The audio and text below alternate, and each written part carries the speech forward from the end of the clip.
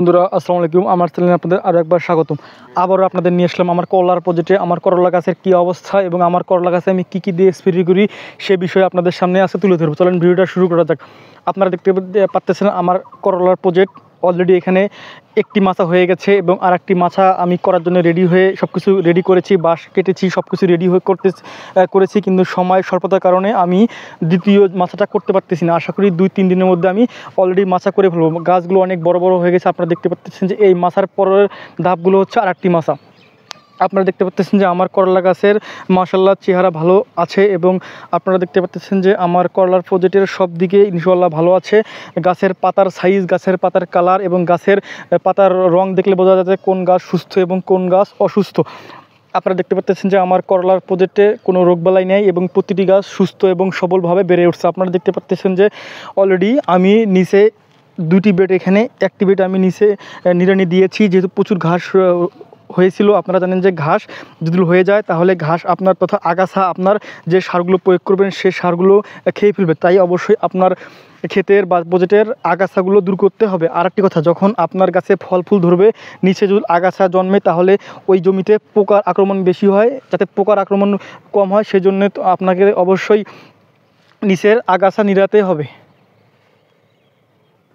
তাই আপনাদের অবশ্যই যদি আপনারা ফলকে সুস্থ রাখতে চান এবং ফলকে আপনার কোনো পোকামাকড়ের হাত থেকে বাঁচাতে চান তাহলে অবশ্যই আপনাকে নিচে সুন্দরভাবে ঝকঝকে পরিষ্কার করে রাখতে হবে। আপনারা দেখতে পাচ্ছেন আমার নিচে হচ্ছে একদম পরিষ্কার এবং প্রতিটি গাছে অলরেডি ফুল ফল চলে আসছে। দেখতে পাচ্ছেন আপনারা ফুল ফল চলে আসছে, কারণ আপনাদের গাছ যখন জাংলা ছেয়ে যাবে তখন অবশ্যই ফুল ফল আসতে হবে, তাহলে আপনি স্বাবলম্বী হতে পারবেন। অলরেডি দেখতে পাচ্ছেন আমার গাছগুলো প্রতিটি গাছ সুস্থ সবল এবং আমি কী দিয়ে স্প্রে করি সে বিষয়ে আপনাদের সামনে তুলে ধরবো।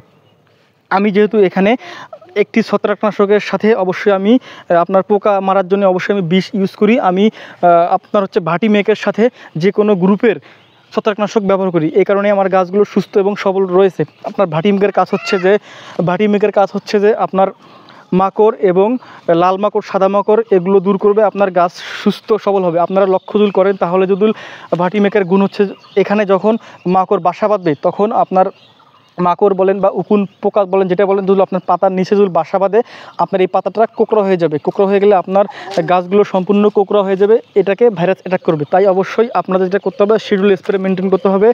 একবার যদি আপনারা মনে করেন যে ভাটিমেকের সাথে ডাইথিনিয়াম বা আপনার ভাটিমেকের সাথে সালফার ইউজ করলেন তাহলে 7 দিন পরে অবশ্যই আপনাকে গ্রুপ চেঞ্জ করতে হবে। ওই ভাটিমেক 1 দিন দেওয়ার পরে 7 দিনের পরের দিন অন্য ভিটামিন বা পিজিআর আপনারা ইউজ করবেন। ভিটামিনের মধ্যে আছে ফ্লোরা, নাসাত, এগুলো আপনারা দিতে পারেন বা অন্য ভালো ভালো কোম্পানির ওষুধ রয়েছে। আমি যেটা করি ফ্লোরা ইউজ করি। ফ্লোরা ইউজ করলে ফল ফুল বৃদ্ধি পায় এবং ফলের গুণগত মান বেশি হয় এবং ফল ফুল বেশি হয় এবং সব দিকেই ফলন বৃদ্ধি পায়। তাই অবশ্যই আমি ফ্লোরা ইউজ করি। আপনারা দেখতে পাচ্ছেন যে আমাদের প্রতিটি গাছ মাশাআল্লাহ অনেক সুন্দর এবং সবল।